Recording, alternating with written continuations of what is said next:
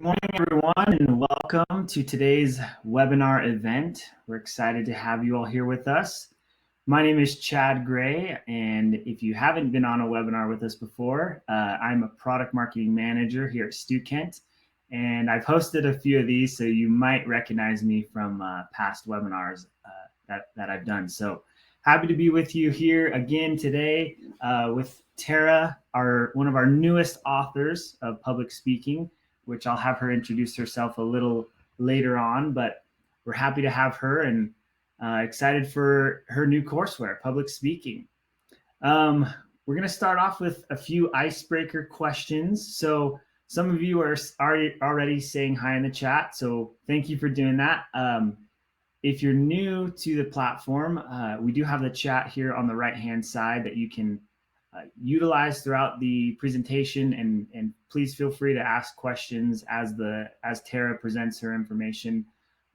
And while we're here, since everyone's already in the chat, if you can, just let me know where you're from and what you teach. We want to kind of get to know you and allow you to make friends in the chat as well. So let us know where you're tuning in from, and what are the topics that you teach, or what you teach most of at your school.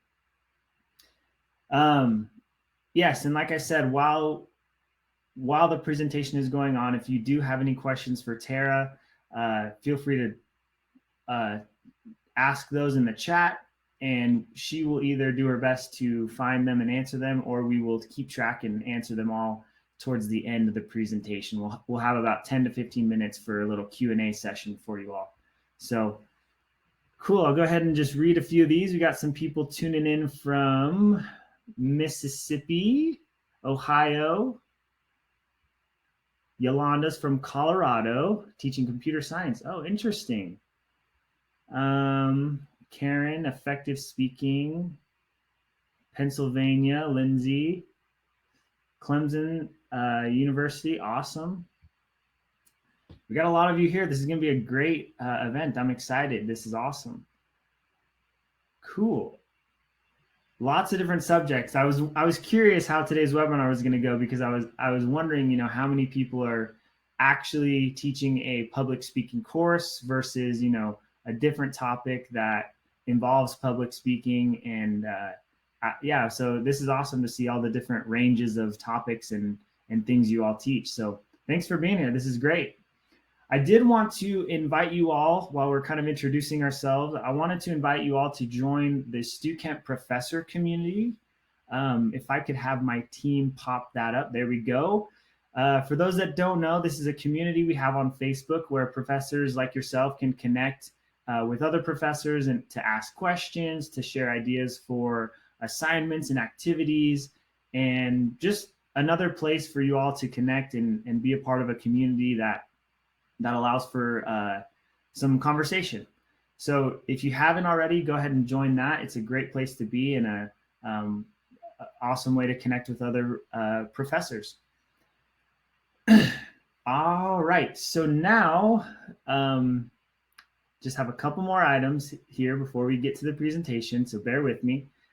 I did want to also let you all know that Tara Williams recently wrote a courseware on public speaking, and that's one of the reasons why we're having this webinar, is because we're kicking it off. We're launching her new product. So her courseware is called Public Speaking. Let me get it right. If I could have my team pop it up, that'd be a lot. There we go. Public Speaking, Learning to Share with Confidence and Purpose. So you can go in and get access to this courseware right now. You can click the link there and check it out for yourself.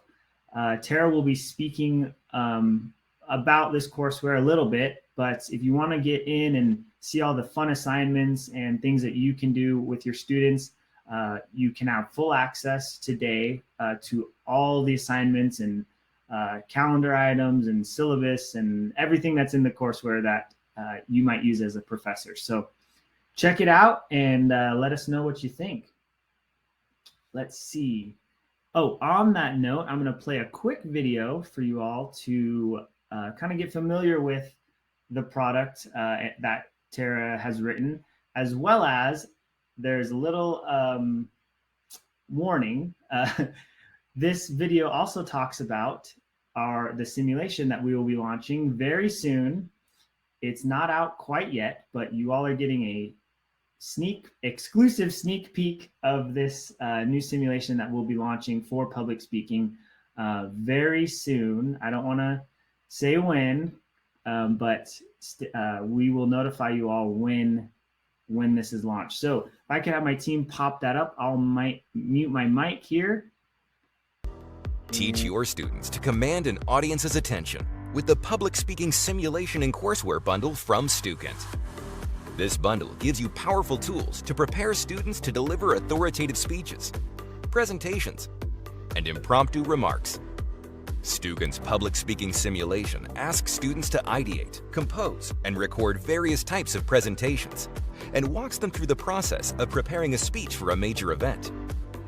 Over 11 rounds, students will develop impromptu, persuasive, and informative oral delivery techniques, practice their critical listening and evaluative skills, and learn how to control their apprehension and anxiety. The simulation pairs perfectly with Tara L. Williams' all-new public speaking courseware.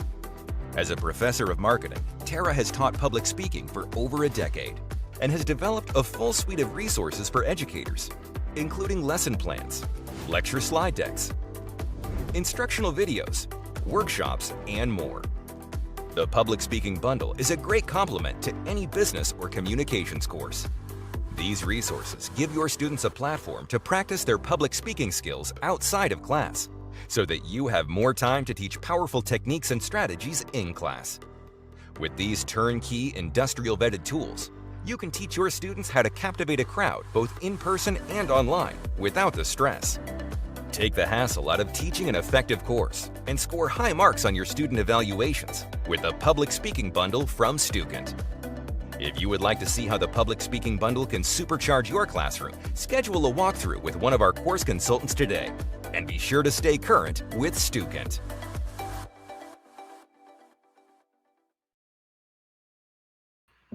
Sweet. So that, like I said, was an exclusive look at the simulation that we'll be launching here soon, and also a quick look at Tara's courseware, which is currently available. So go ahead and check it out, and we will also obviously let you all know when the simulation comes out as well. It's in its final testing rounds right now. So I've seen it, and it looks like one of our best sims, to be honest. I may be a little biased, but it's a really cool simulation. And honestly, the things that the students do in the courseware and the sim are really awesome for public speaking and getting used to speaking in public and in front of people, and just allows for a lot of practice, and it makes your job easy as well, because everything's just right there ready to go. So go ahead and check it out. You can check out the courseware today, and we'll let you know about the sim. Okay, and I was going to say, what's a Stukent webinar without a little product plug at the beginning, right? For those of you that have been on before, we always do this. It's our way of, kind of making the most out of these webinars for us. So, and in return, we also want to give you all the opportunity to download a free syllabus from Tara's courseware. So there it is. So you can download that free public speaking syllabus. It is meant to be adjusted to your liking, and for you to kind of get an idea as to what a semester looks like with Tara's courseware, and what are the assignments and things that you'd be doing. So go ahead and download that, check it out, see if it's for you, see if it would work with your schedule and whatnot, and you can adjust it to a shorter or longer semester as well. So that is our way of saying thank you for being here. All right, so let's see. That is about it for all of my announcements and housekeeping items. So let's get on with it. So today we have Tara Williams with us, and Tara Williams has been instructing in the School of Business at the Medicine Hat College for 15 years. Her areas of focus are organizational behavior and all things communications. She is currently a part-time instructor and a full-time business transformation specialist at the City of Medicine Hat at the City of Medicine Act, helping facilitate change in all business units and supporting training efforts. Tara has a Bachelor of Commerce degree and a Master's of Science in Interdisciplinary Studies, both from the University of Saskatchewan. And Tara has had a passion for helping students become themselves while on the presentation stage. So without further ado, let's get to Tara's presentation on calming the nerves, how to get your students to stop hating class presentations. Thanks. All right, Tara, Thanks, it's all Chad. yours. And I'm impressed at your capacity to say Saskatchewan. That was really great. Good job. You had some nerves on that one. Excellent. Thanks. Welcome, everyone. Thanks, Chad. I have to say my experience here at Stukent has been great. Everyone I've worked with has been wonderful, including Chad and his team. So thank you very much. Welcome, everyone. I really appreciate everyone coming today to this seminar. I especially want to acknowledge those of you that are here in Canada. It is National Truth and Reconciliation Day, and so I appreciate you taking the time to come and join us for this presentation. So the courseware, public speaking, learning to share with confidence and purpose. I think a title is so critically important for this one. It's about confidence and purpose. And so why are you there? And we really focus on audiences with every material that is out there. But I think it also is about building up the student so that they feel like they are able to share and project what they know to an audience. And so the whole courseware is based and founded on those two foundations. So the title for today, Calming the Nerves, How to Get Your Students to Stop Hating Class Presentations, I think is a beautiful example of overpromise and underdeliver. I don't know if I can make students stop hating class presentations. There's always some that are forever going to be hating class presentations, right? And we can do the best we can as instructors and professors to help them get through that. And I'll provide you a ton of tools that you can lay into your course all the way through the course and to help them do that. But I sure hope that we can decrease it. I saw a couple of participants here saying that they teach the fun stuff, oral communications. I have to say that I am with you on that. I do believe I teach the fun stuff. I teach organizational behavior, marketing, and public speaking. And I always say no one falls asleep in my classes, partially just because I'm really loud, but also it is fun to teach. This is really fun stuff. And in public speaking in particular, it's a life skill. And so if you're helping a student be able to communicate what they're working on, who they are, what a great experience that is to watch the growth of students. So I've split the agenda today into 3 parts. Mental models. We'll look at mental models and why people think what they do about presenting. And then we're going to look at some preparation tools. I'll spend the bulk of what I'm going to say in this middle part. Some of these are instructor led strategies. And then some of them, I call it my nerve control toolkit, pardon me. And in that, I'm just going to give you a whole bunch of tools. These are ones that you can add into the classroom, but it's also things that you can encourage students to do at home as well. And then lastly, we'll look at what to do while delivering. So what are those tools that people can do? What are the things they can do while they're delivering? Because so often students are stressed about the actual delivery itself and that freezing moment. And what would they do then? So have some tips and tricks for that as well. So when we're talking about mental models are those internal representations of how something works, right? So we think something works some way, or we believe that when we're going to go and interact in a certain space, it's going to look this way. So people have these thoughts and these feelings about presenting. Now, what instructors do, which is totally right, is saying, okay, so step back and don't think about presenting, okay? Think about sharing the information. Oh, well, That feels a little different, right? Like it changes it from me being under a spotlight versus me sharing information. That's great. And that is a great strategy. But I think you actually have to start earlier. I think you need to back it up. So I have some questions here. I change these up. I just put them up as a way to start the conversation. I make sure that my students have a pen and paper, which is shockingly unique when a student comes in with actual pen and paper, but I think it is critically important to sit down and get them to actually think about public speaking and how they feel. So when you say, like, what do you think about public speaking? And I hate it, right? It's and it's almost like the socially acceptable thing to say too. But if we can stop students and say, okay, close your eyes, like close them right now. And I want you to write down how it feels to public speak. Like picture yourself, you have to do a presentation. How does that feel? How does that feel in your body? What are you thinking about? Write all that down and give them the time to do that. Instead of just trying to put a Band-Aid on the stress that causes the anxiety, we're stepping back and actually diagnosing what it is. And when we get that down on paper, then we can see it more. I go through some of these questions, what are you thinking about? What are you worried about happening when you present? And some of them will say that they freeze.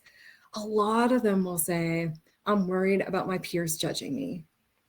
And I love that conversation because generally when you have that conversation, the students realize that they're all worried about each other judging them. And so everyone's worried about someone else judging them. And so no one's actually judging anyone because they're all just worried about being judged. So there's no judging going on at all.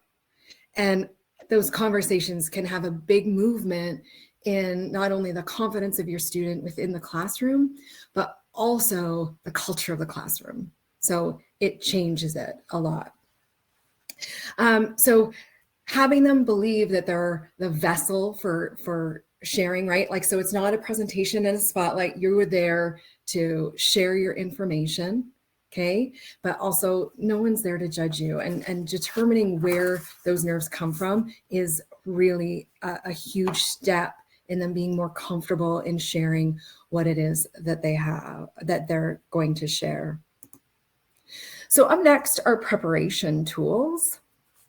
So I'm going to talk first about some instructor-led tools. So what can you do to assist in this delivery? I did see someone else, it wasn't a public speaking, I'm not going to scroll through because I'll miss it, but it wasn't a public speaking class, but it was a capstone class.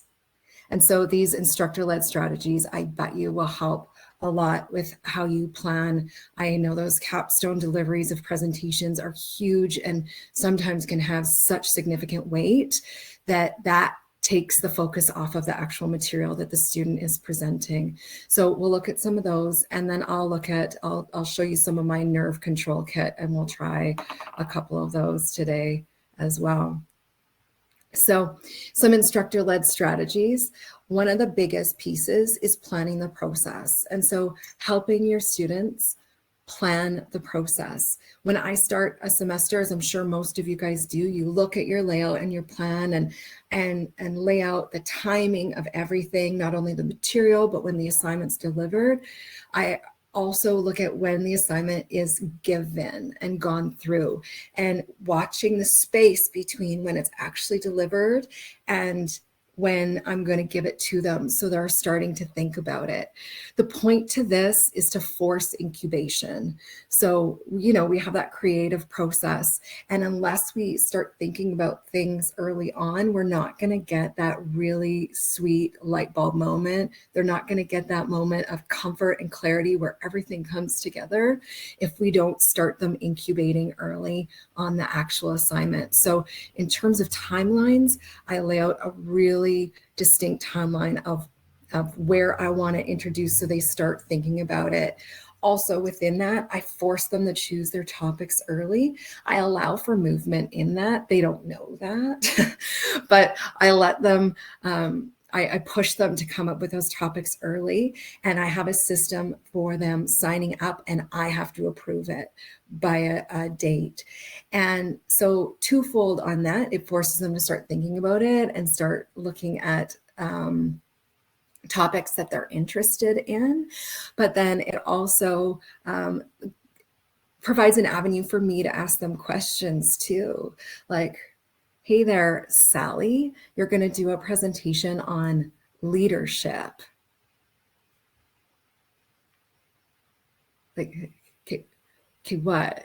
Right? Like, what does that mean? Like, are you talking about like romanticism of leadership, how that should be changed? Are you talking about the different variables of our world and how that's impacting the success of leadership? Are you talking about service leadership and the match with service leadership and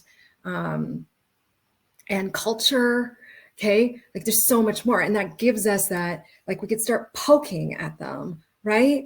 And digging and getting them thinking about those topics that they're going to be more interested in and that they get more excited about. Because generally, I mean, we're there as assets, right? We're there because we have knowledge, and it's up to us to share it in those one-on-one spaces too, and then approve their items. So we're just getting them like building and building to where they're developing their presentations. Sometimes I also build in a date for the presentation outline. That's kind of hit and miss. It depends on my workload and timeline. And I'm sure other instructors are faced with this too. It depends on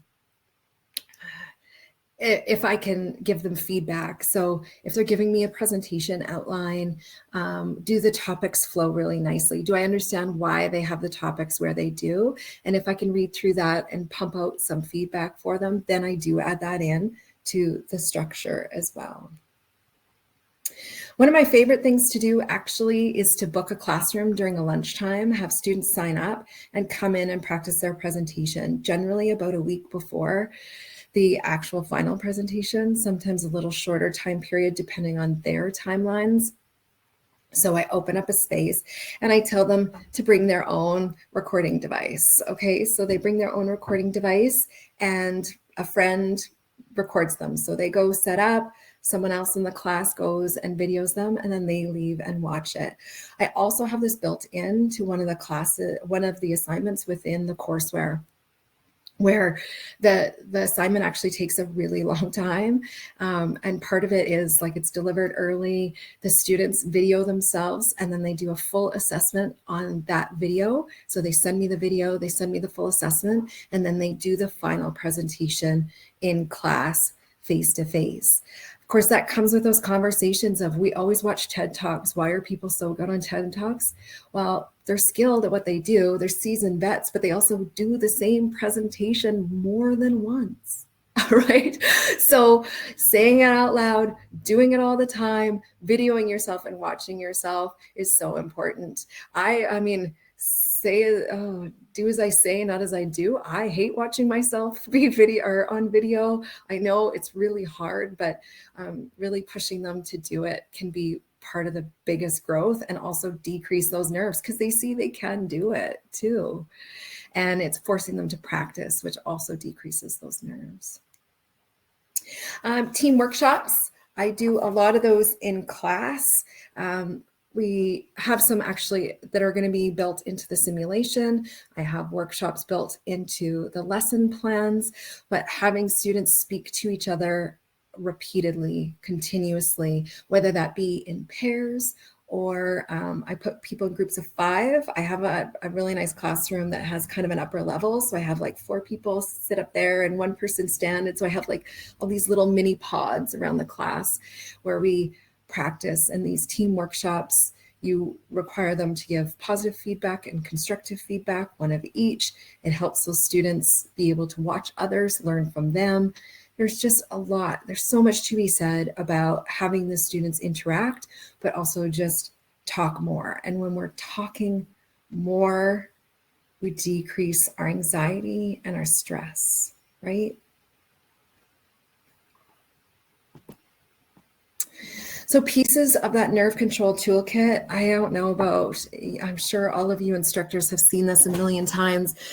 Students get up to speak and then they're like suddenly talking off the top of their chest, right? And they're like talking really high and you can feel it and you're watching them and it's like so painful to watch and you just want to like tell them to stop and breathe down.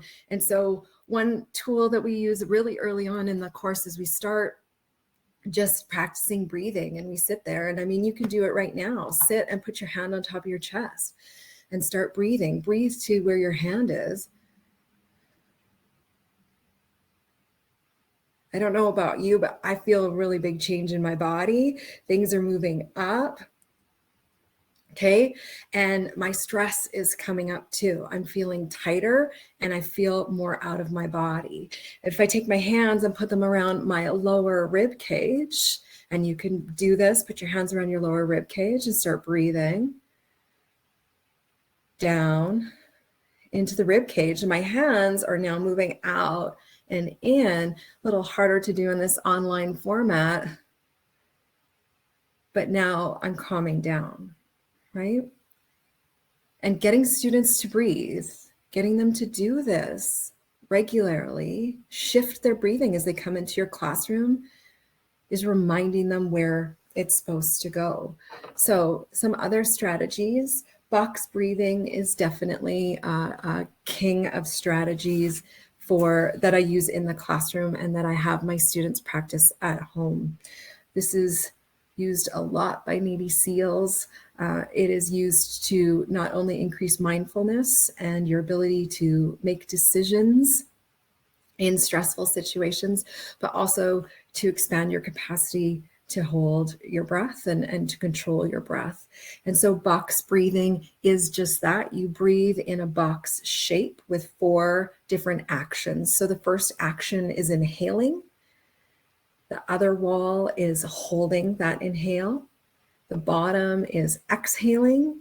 And then the last wall of your box is holding that exhale. Okay. So we breathe in for 4 counts, hold that for 4 counts, exhale for 4 counts, and hold that exhale for 4 counts.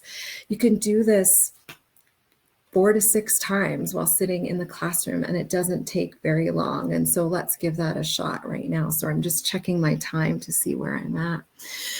All right, so let's give it a shot. Sit comfortably. I'm gonna expose that I'm wearing my slippers right now. Is that inappropriate? Maybe. Okay. So sit comfortably, and we're gonna do a little box breathing. Remember, it's in, hold, out, and hold that exhale. So take a breath, get nice and relaxed, comfortable. Hopefully you're in a comfortable space. I like it in the classroom. I have students that will just full-fledged lie down. I mean, hopefully it's clean enough, but they seem to think so. Or sit against a wall, sit on the floor, whatever's comfortable.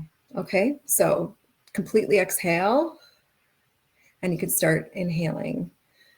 2, 3, 4, hold, 2, 3, 4, exhale, 2, 3, 4, hold, 2, 3, 4.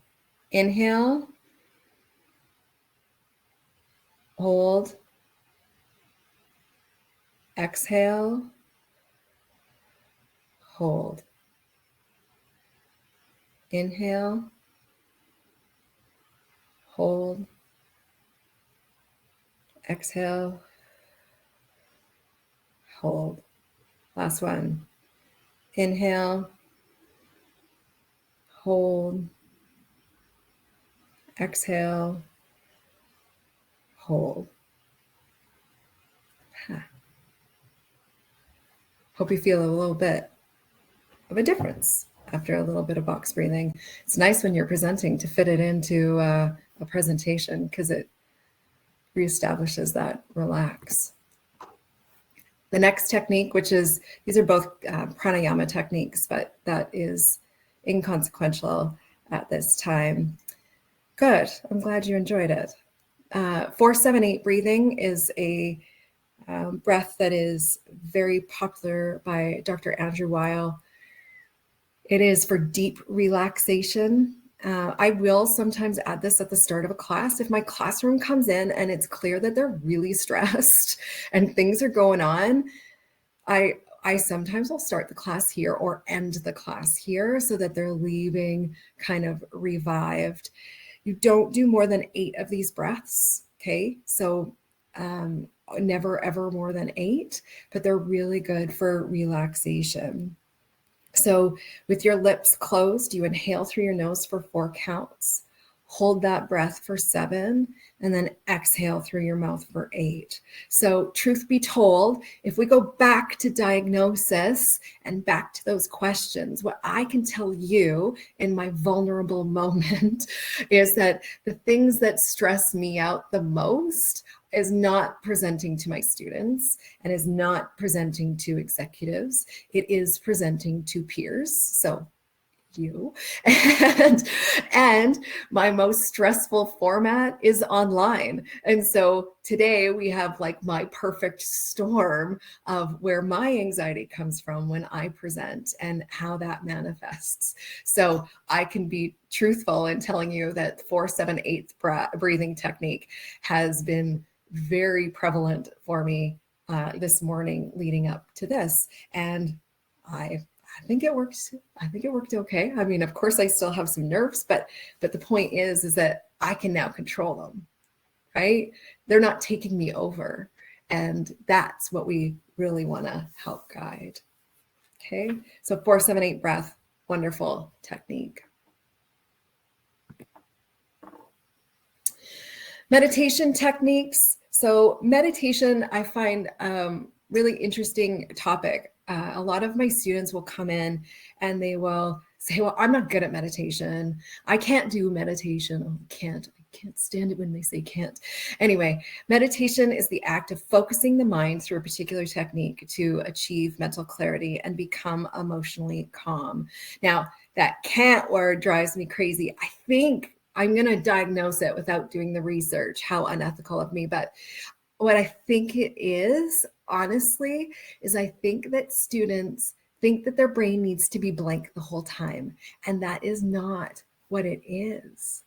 Not at all. So basic meditation, watch your inhale. So you watch and feel your breath into your body, and then you exhale. And I think what students think, or people in general, I meditate a lot. A lot of my friends say that they can't do it. I think it's that they believe they can't have those thoughts come in. That is wrong. While you do it, you want to observe that breath, but you also want to observe those thoughts. Those thoughts are going to come into your head. It's what you do with them that determines your growth in meditation. And so if I'm sitting here meditating and I've set a timer, I'm going to do a 5-minute meditation. Okay. And so I shut everything off and I'm going to sit here and I'm going to go through it. And then I start taking a couple breaths. And then suddenly I remember, oh, I got to get milk. And I should probably grab, what are we having for supper tomorrow? Okay. Right? Those things that pop into your head and that you're like, oh, I got to write that down. Okay. And then you're writing it down or putting it in your phone. And then you're on your phone. And then what happens? Like it's that thought that like, and brings you into this deep, dark spindle of thoughts. And then you realize, oh my gosh, I'm supposed to be meditating. So what the goal is that thought comes in, oh, I got to get milk. I see you milk. I see that. And I'm going to watch it float away. Great. And keep watching that breath. That is successful meditation. And it takes practice and it takes skill. And that's okay. You can do that 100% and still have thoughts come into your head. It's what you do with them. Okay. Another way that I like to help students that are really struggling with meditation is I'll give them a mantra. My favorite mantra that I give is so simple. is so easy, is inhale confidence, exhale doubt. And so get students to sit there, close their eyes, and just breathe slowly, 6 breaths, and get them to say in their head as they inhale confidence, exhale doubt. And you can see a physical change in their body. Inhale confidence, exhale doubt. Okay. You can also encourage them to do walking meditation, so they can listen to a meditation in their ears, or they can just walk with nothing and just watch and listen to their breath and enjoy the nature around them. I also enjoy doing it while swimming. Swimming has that repetition, the repetition of your breath, right? And the silence, loud yet silent. Interesting. Okay. So a lot of different ways that you can do that. Okay. The mantra you use, I am the best I can be, knowing that some days I'll be better than others, and whenever you are works in the moment. And whatever you. I love that. I'm the best I can be. That's awesome. Yeah, there's a million different ones you can use, right? And it's what you're comfortable with, and sharing with the students to help them. Another technique that's used is grounding techniques. So grounding techniques are coping mechanisms that help bring you into the moment and increase mindfulness. I also categorize this, and I'll talk about it within delivery as well, because it's in the moment usage too. Okay. But grounding techniques are, if students start to feel panicked or they're feeling out of their bodies, you guide them. So look around and look for 5 things that are blue. And as you do, and you register, I'm looking around my messy, messy house, and I'm registering them, I'm feeling more in my body. Or look around and find 5 things that are 5 different textures. Okay, I have this, I have the carpet, the chair, and it brings you down. You can feel yourself come back into your body. Actually, there's a player on New York Yankees, and I'm totally blanking on his name. He is an older, experienced player with a great, fantastic mustache, and I'm blanking, but he grounds himself before every game. You can see him in the pregame. He'll be walking around with bare feet on the turf, and it's his form of grounding, and it's him putting himself in his body. So tell me it doesn't work, right? Progressive muscle relaxation. A lot of your athletes will actually be familiar with this. A lot of athletic trainers use this, and for their mental health and mental performance. So PMR is a relaxation technique that targets physical impacts of anxiety and stress. So where do you feel your stress? It's a walkthrough. You can find a ton of videos that'll do these walkthroughs for you, or you can guide the students themselves. And so get them to be comfortable, get them to tighten their toes, then relax their toes and feel that relax and that release. I usually do it twice. Tighten their feet, relax their feet. And then you just slowly move up the body. And then conversations after that are, what was hardest? What was hardest to release? Okay, is that where you're holding your stress? Was it your shoulders? Or I get it in my tummy too, my stomach. I hold my anxiety there. Okay, and have those conversations with your students too. I think showing them that it really does happen, and that it's not just them is really vulnerable and connecting too. You can move them with that one. So with PMR, you can do that relaxation. And then sometimes I'll do like a visualization right after that. So, okay, now you're totally relaxed. Now, picture yourself sitting in your seat in your classroom. Okay. And it's your turn to present, and you're so excited, and get them to feel that positive feeling. You're excited. You want to share this information. Look around. Your class is excited. They're looking forward to what you're going to share with them. So you confidently stand up from your seat and walk to the front of the room. And you're standing there, look around. What do your peers look like? They're excited to listen to you, and your instructor's there. They're ready to learn about what you have to say. And so you can move them in to that visualization piece where they picture themselves successfully doing what it is that they want to do. You can also use guided imagery as a way to increase calm. So is there a place or space that you go to that calms you?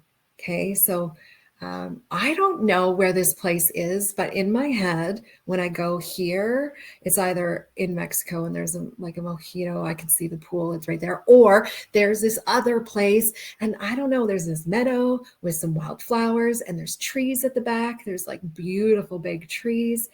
I don't know where this place is, but in my life, I will find it. But that's where I go to in my head. And so guide the students. It doesn't have to be somewhere they've been. It could be somewhere that they absolutely create. So some tools that I use in the classroom, I bring in my speaker, my wireless speaker. I have all these apps that I use on my phone. I have them lined up. I add these in different classes. Sometimes I do a whole class on different meditative techniques. And then, but sometimes I just throw one in at the start of a class because I know I can see, we call it the student hostility measure. I think one of my peers calls it, right? Like you could tell when the students are like a little overly hostile, maybe they had a harder exam, maybe they had that capstone presentation earlier, right? And so build in their some coping mechanisms for them and show them how it actually benefits by adding it into class. It doesn't have to be 15 minutes. It can be 3 minutes. So I personally use Insight Timer. I pay for it. I use it every day myself. I love it. I love the variety on it of I don't know, is it practitioners, but options. My kids use it. It's fantastic. Calm.com is very popular. Headspace is really popular too. It's one guy and it's his voice. I have a friend that's used it for over 5 years every single day. He loves it. So it depends if you like it or not. Do Yoga With Me is the other tool that I use a lot. It does have yoga, but it has a lot of meditation and other programs and tools. I'm going to show you one of those in a moment as well. So it's doyogawithme.com is the actual website. And then YouTube, just be careful of what you're getting when you open it, but you can find Insight Timer meditations on YouTube. You can find Do Yoga With Me on YouTube. Also, sometimes I don't know where I sit as a instructor / professor, that a lot of these companies do give it for free for educators, but I don't know, do we fit as educators? I don't know sometimes, right? So I would always send them a message and say, hey, I want to use this in my classroom. Do you have a discounted rate or capacity for me to share this with my students? And I'm sure most of them would be up for that discussion. I know calm.com definitely gives it free to educators. But like I said, personally, I'm more than happy paying for Insight Timer and Do Yoga With Me, and I've paid for Headspace before. So some places that you can find some stuff. Within the courseware, this program is offered for free. And so I know we can give students so much and they can't do everything, but if they could leave with a tool that they can use, I doubt they'll be doing this within their class time because they're doing 5 classes or whatever it is. But if they can leave with this program, Do Yoga With Me has offered it and allowed us to add it onto the courseware. So it's Let Go of Anxiety and Fear, a 21-day program, and it's worth $120 American. So it's built in within the instructor resources for you to share with your students when they purchase the textbook. So just a little addition there, which is kind of nice. You know, I don't think they'll all use it, but the opportunity to have it is pretty awesome. So lastly, we're almost there. So delivery tips in the moment. So we can talk and we can argue about the challenges towards Amy Cuddy's theory of posture prior to presenting and that impacts our cortisol levels. What I can say is that if you have negative, crappy posture and crappy nonverbals leading up to a presentation, it absolutely will, based on no research, based on just humans and how we function. So get your students to sit confident and think about their own nonverbals. But then also when they're up there, observe others' nonverbals. This is what I hate about online delivery, is that I like looking at other people's nonverbals and I feed off of that, and I feed off of eye contact. And so leads into the next one, that, you know, look at the people that are looking at you and giving you those good nonverbals, and then have a conversation with that next person and encourage it as a conversation. It's a one-sided conversation, albeit, but feel like it's a conversation while you're in that moment. Okay. This is also where we come back to mindfulness and that grounding, that if you go up and you start to feel panicked, that you start to ground, and that you look around for 5 things that are green. And maybe your shoes are off as you sit and wait, and then you slide your shoes on. I'm the queen of that. Appropriate or not, it's going to happen. Okay. If you do feel yourself, encourage students, if they do feel themselves tightening up, my voice sometimes will even get cracky because I'm so tight, that if they just stop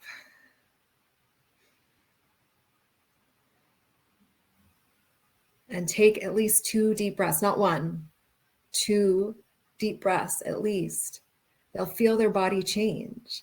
And they often don't want to do that because they think that the audience is like, okay, move along, but they're not. The audience doesn't even notice. They might notice in the moment, but after you take those breaths, they don't notice anymore. You've moved on, you're comfortable, you're delivering, you're sharing this information. They're not going to remember that. So be okay with stopping and taking that breath, kind of a recalibration as they're delivering. So how to use this information, like plan those timelines, build in that incubation so that they can get to those light bulb moments. Distribute the tools. So I give the tools in class, but also I tend to send out like a Sunday night email, and I'll throw in like a 3-minute or 5-minute meditation, something that I've tried that I really like, or a link to something to keep reminding them of the tools that they can be using at home. Also, add meditations into class, add breathing into class. Make sure that you're just reminding them where to breathe, right? Where are those hands supposed to be placed, and where's that breathing happening? But then add in those meditations. If they come in and they're stressed, add in a little meditation. End the class with a 4-7-8. I've had it, honestly, I've had it where my class has done some meditations at the end. It's been a rough week for them.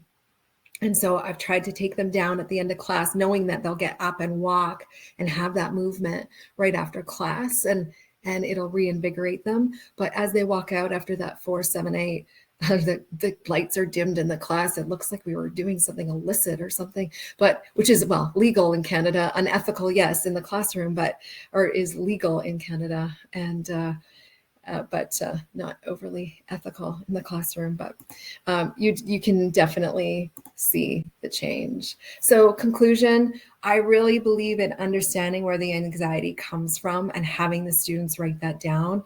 If not, you're always going to be providing a Band-Aid. You're going to be providing a Band-Aid to that anxiety instead of diagnosing it and then dealing with it. Plan the process and plan the practicing. You can tell them to practice all you want, but you really have to provide some space for them to do so. And then they'll start to see the benefits of it, right? And then they'll start doing it themselves. We are educators and try to facilitate that process. Practicing those proactive tools. So they can't just do 4-7-8 before they present. They have to do it ahead of time. They have to get comfortable with doing it, switching their body into it.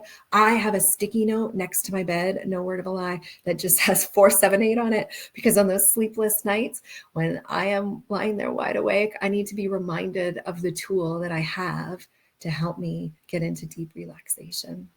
And then also maintaining awareness while presenting. So maintaining awareness, having them while they're practicing and doing those workshops, make them stop, take 2 breaths, and then continue speaking. And then tell them to report back. How did it feel before and after those breaths? And as they diagnose that, then that will make them do the work themselves and start practicing themselves.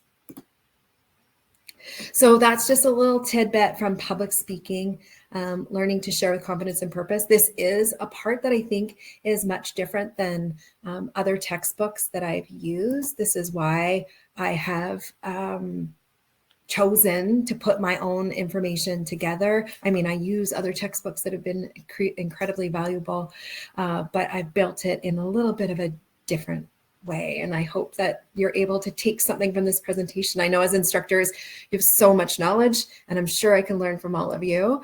And we all go into seminars and presentations and we learn something, and a lot of it is repeat, but I hope I was able to give you a little something new.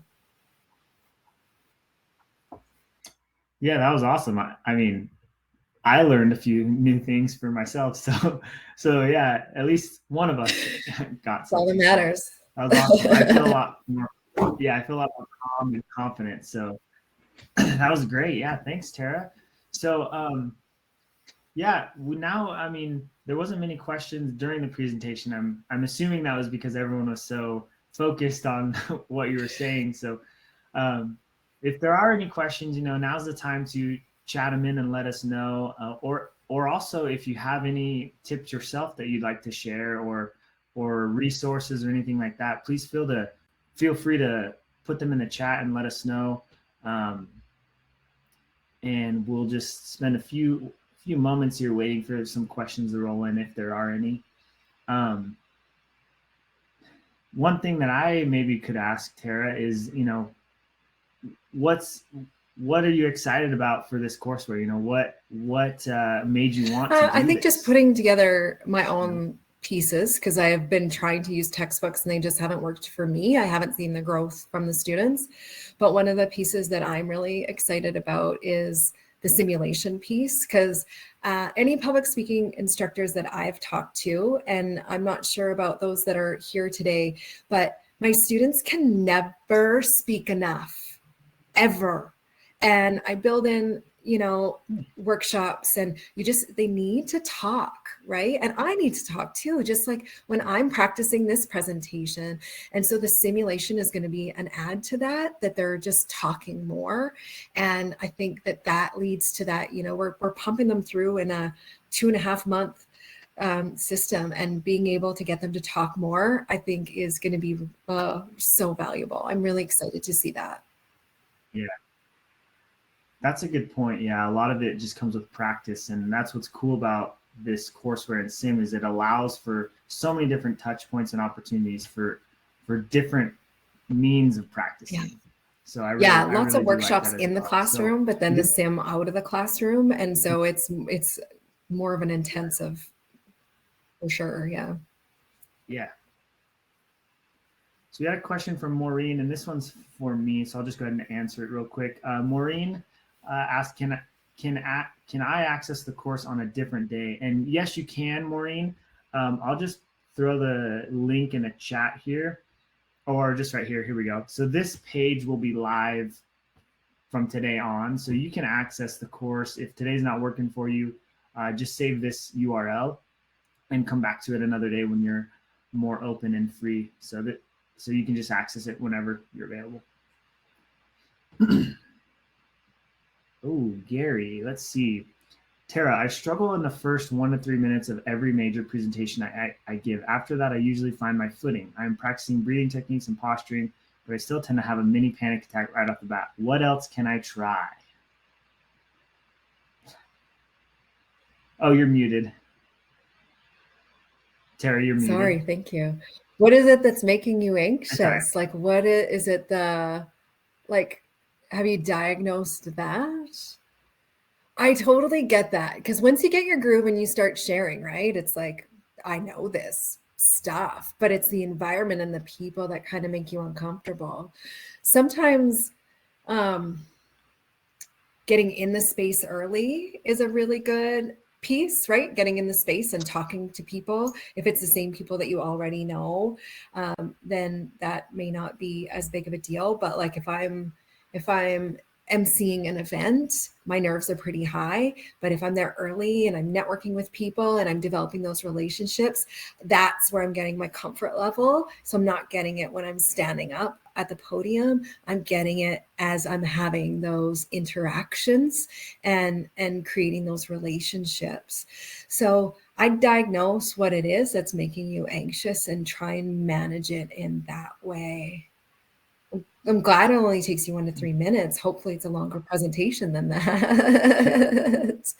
And also just all practicing out loud, talking out loud. Like if I'm doing a major presentation while I'm driving, I am practicing that opening introduction because it's so critical. Like, so I'll be driving, and the nice thing is it doesn't look like you're talking to yourself anymore because people think that you're just on Bluetooth and you don't look like the crazy lady. Well, I mean, the crazy lady driving down the street, right? And you can pretend you're talking on the phone, but practicing and doing those first 1 to 3 minutes out loud as many times as possible. And it doesn't have to be the same every time. That's one thing I hate. It doesn't have to be when people memorize and they miss a word, then they're messed for the whole rest. So I really encourage people to do it similar every single time. Yeah. I really liked the point you had of just taking a moment for yourself while you're giving your presentation. Of just take a moment, have a couple of deep breaths, and slow yourself down a little bit. That I think would really help me in that situation, because I tend to think, oh, I got to rush into the content, the stuff that people want to hear, but they want to hear it. Right? That's the most important part. Yeah, they actually exactly. want to hear it. And so if you just stop yourself, recalibrate, and then tell them, then that's going to be more valuable. Yeah. Awesome. So I'm not sure how to pronounce this name. I think it's Eileen. I use the PR sim. Can you explain what kinds of things are a part of the public speaking sim? So I could take that one real quick, and Tara, if I miss anything that you know of, you can also fill in. But the PR sim is really cool because it allows the students to do so many different types of public speaking. For example, one of the activities they do is like a TED Talk, where obviously, that's kind of a given, right? That's like the epitome of public speaking. But in addition to that, they also are taught, how to speak in a Zoom meeting, kind of like this, to different people, where it's just talking heads for the most part, and kind of like video calls and things like that. And so that it basically encompasses all the different ways that you could speak in a public setting, within a small group, within a large group. Obviously, virtually is probably one of the main ways as well. That's become one of the most popular ways that people do public speak these days. So, and that's like pretty much the gist of it. We try to go from as small a group as possible to as big a group as possible. So I think one of the other pieces, Eileen, that's really valuable, and I don't know what's in the PR sim, but is peer evaluation. So there's like submission of my presentation, and then I get to watch other people present. And so the value in watching someone else present, learning from them, but then also learning like how to give good feedback and to receive feedback and take that feedback. And that's a significant part of that as well, which can be valuable. Yeah. And we'll do another webinar when the sim comes out I don't know what to say, but very soon. So be on the lookout for those emails to invite you to that as well, so you can get a full in-depth look at what all the capabilities are and everything. So be on the lookout. Stay tuned. Well, awesome. It looks like the questions are kind of slowing down, so we will kind of wrap up here with one last quick invitation to check out the courseware. Tara is very obviously, we're all excited for her and this big accomplishment. So go ahead and get into the courseware and check it out for yourself, and let us know what you think. Let us know what you like and don't like. We always appreciate the feedback. So Thank you very much, Tara, for being here. This was an awesome presentation. I sure had a couple takeaways at least that I'll be using in the future to give webinars like this. But yeah, thank you very much, Tara, for everything. It's been fun working with you. And congratulations. Awesome. Yeah. All right, everyone. Thank you for being here. Everyone. Have a great rest of your day.